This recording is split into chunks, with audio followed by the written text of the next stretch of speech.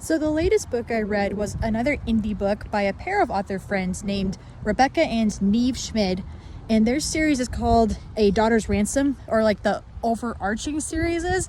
And I'm about to get into what makes their books like super unique, and I just wanted to talk about that for a second. So the way their series works is that there's actually two parallel series going on, like two parallel trilogies. And one of the trilogies is more straight fantasy, like there's fantastical creatures, there's a medieval setting, there's like references to sort of traditional historical cultures in our world, like a sort of European culture and some Asian inspired cultures. And there's elves, which is kind of interesting. There's dragons. There are a lot of characters. It's kind of like young adult fantasy, so there's a lot of more younger characters, like teenage years, early 20s, and they're all, they've all got various skills and powers that make them more important than perhaps the average teenager of our world.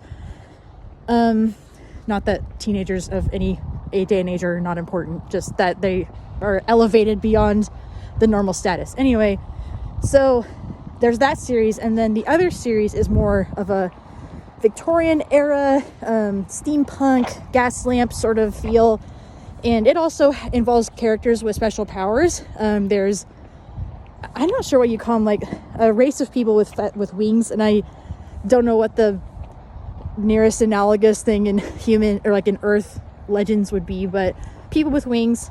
There's dragons in that series too, and it's got a little bit, like I said, a more of a steampunk feel, so there's a little more like gadgets and wazoos and interesting ways to use machinery that's not like, electric based, if that makes any sense.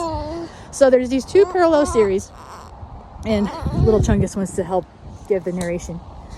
There's these two series, and they and initially on the surface don't seem like they would have much to do with each other, but they, as you read into the series and get farther in, you learn that actually they're sort of intertwined in a way. And then toward the end of each series, we get to know a little bit in some interesting ways how intertwined they can be. And I've heard the authors describe it sort of as a sort of like the MCU, like if you have watched those movies, like there's a lot of separate storylines where like a character gets their own movies, like let's say the Iron Man movies and the Thor movies and the Captain America movies, etc. So those movies start out not really having anything to do with each other, but then as they go on, more and more stuff sort of intertwines and influences the other things. They're like the other parts of the series.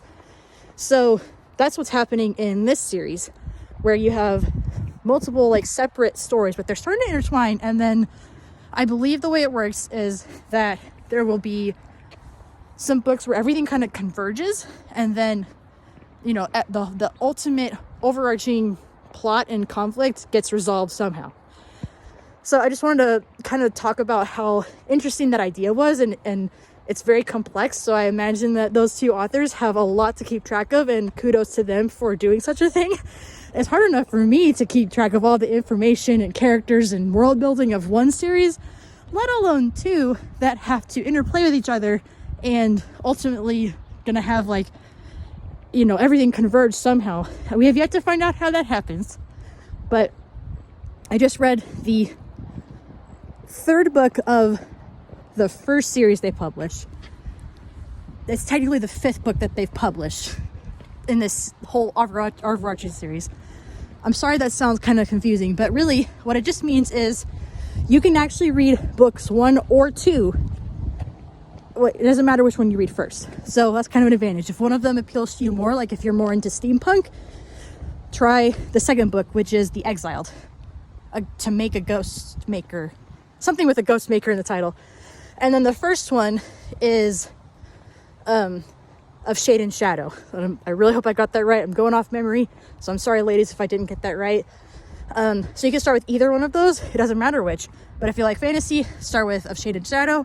If you like steampunk, start with to make a ghost maker, something to make. I'm so sorry. I wish I remembered it right off the top of my head. Anyway, check out their series. I'll put the link, I'll tag them in the link below or in the description so that you can find it on yourself.